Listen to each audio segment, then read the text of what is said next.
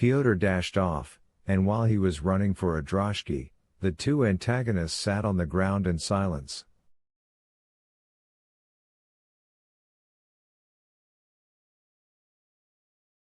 Pavel Petrovich tried not to look at Bazarov. He did not want to be reconciled to him in any case. He felt ashamed of his own arrogance, of his failure. He was ashamed of the whole affair he had arranged, even though he realized it could not have ended more auspiciously.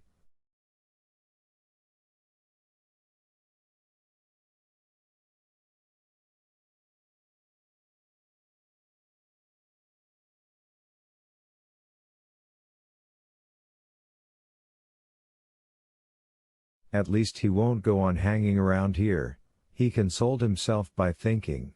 One should be thankful even for that.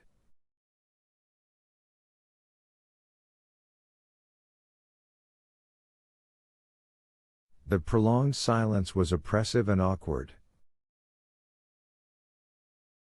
Both of them felt ill at ease, each was conscious that the other understood him.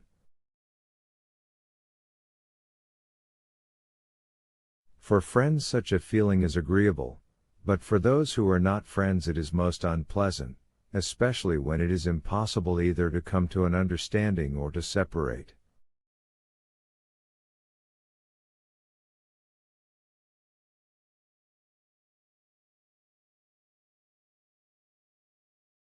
"Haven't I bound up your leg too tight?"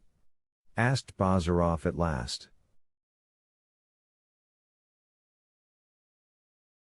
"No, not at all, it's excellent," answered Pavel Petrovich, and added after a pause, "We can't deceive my brother, he will have to be told that we quarreled about politics."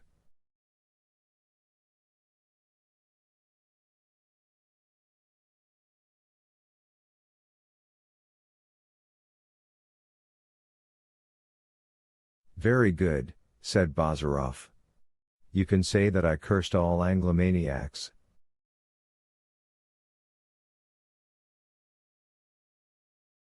"All right.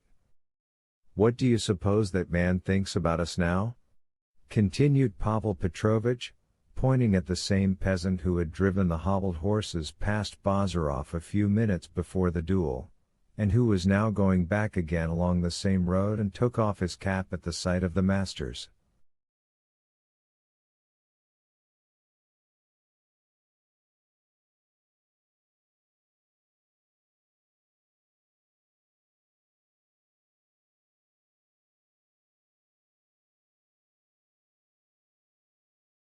"Who knows him?" answered Bazarov. "Most likely of all he thinks about nothing. The Russian peasant is that mysterious unknown person about whom Mrs. Radcliffe used to say so much."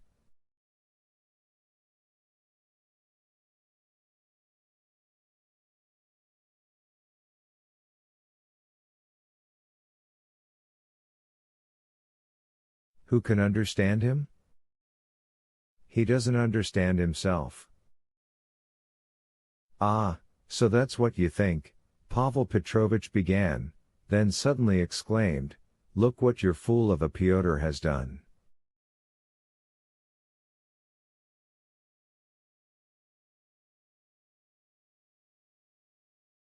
"Here's my brother galloping towards us." Bazarov turned round and saw Nikolai Petrovich sitting in a droshky, his face pale.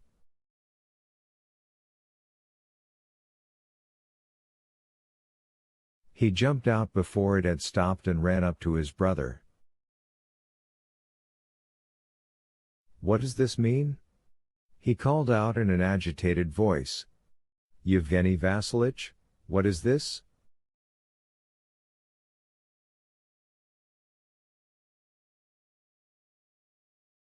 "Nothing," answered Pavel Petrovich, "they have alarmed you quite unnecessarily."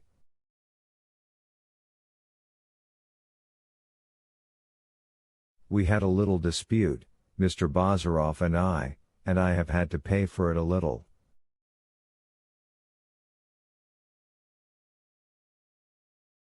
"But for heaven's sake, what was it all about?" "How shall I explain? Mr. Bazarov alluded disrespectfully to Sir Robert Peel. I hasten to add that I am the only person to blame in all this, and Mr. Bazarov has behaved honorably.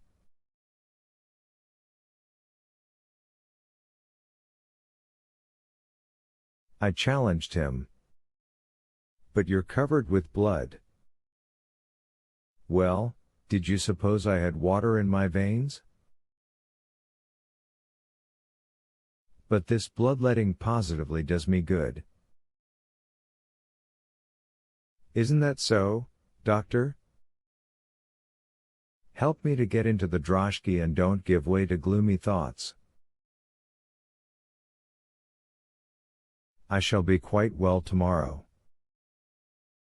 That's it, excellent. Drive off, coachman.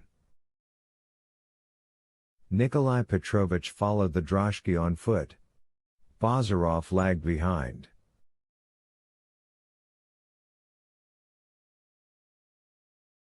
I must ask you to look after my brother, Nikolai Petrovich said to him, until we get another doctor from the town.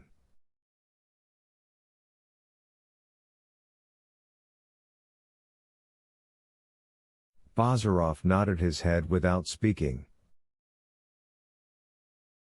An hour later Pavel Petrovich was already lying in bed with a skillfully bandaged leg.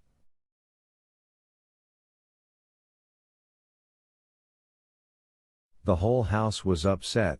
Fenishka felt ill. Nikolai Petrovich was silently wringing his hands, while Pavel Petrovich laughed and joked, especially with Bazarov.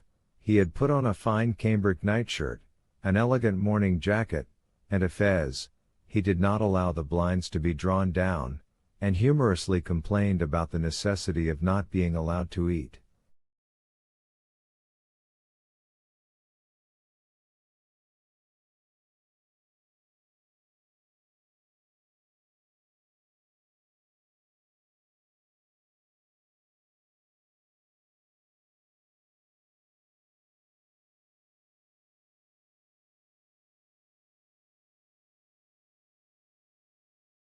Towards night, however, he grew feverish, his head ached.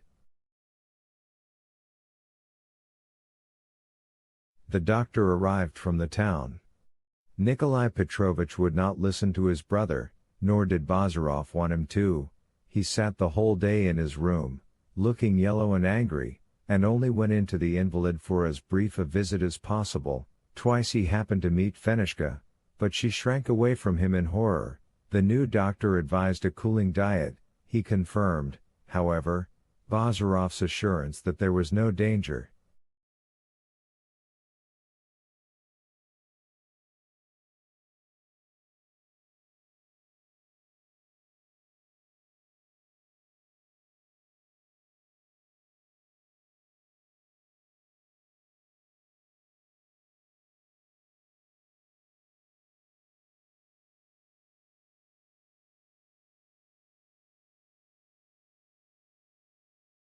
Nikolai Petrovich told him that his brother had hurt himself accidentally, to which the doctor replied,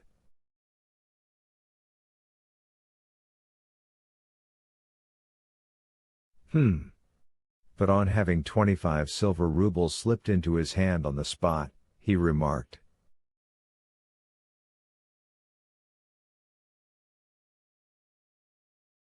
"You don't say so. Well, such things often happen, of course."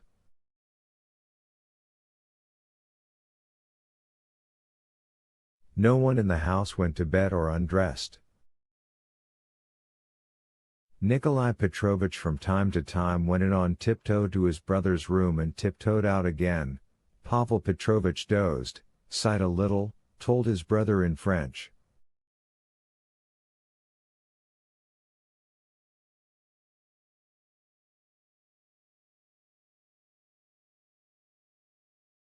"Couchez-vous," and asked for something to drink. Nikolai Petrovich sent Fenishka into him once with a glass of lemonade. Pavel Petrovich looked at her intently and drank off the glass to the last drop.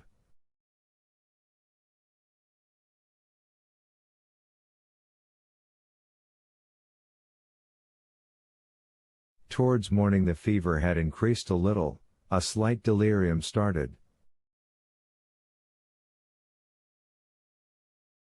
At first Pavel Petrovich uttered incoherent words, then suddenly he opened his eyes, and seeing his brother beside his bed, anxiously leaning over him, he murmured,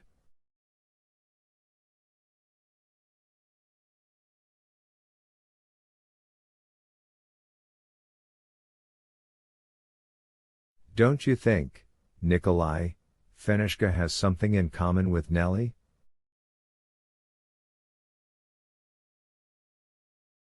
"What Nellie, Pavel dear? How can you ask that?" "With Princess R. Especially in the upper part of the face." "C'est de la même famille." Nikolai Petrovich made no answer, but inwardly he marveled at the persistent vitality of old passions in a man.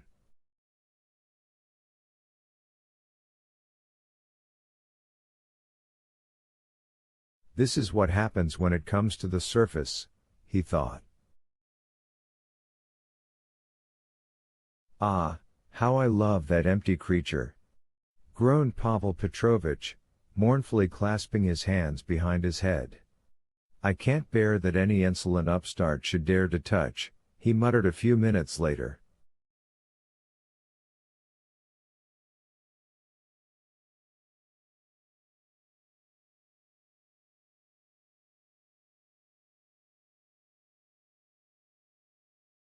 Nikolai Petrovich only sighed, he never even suspected to whom these words referred.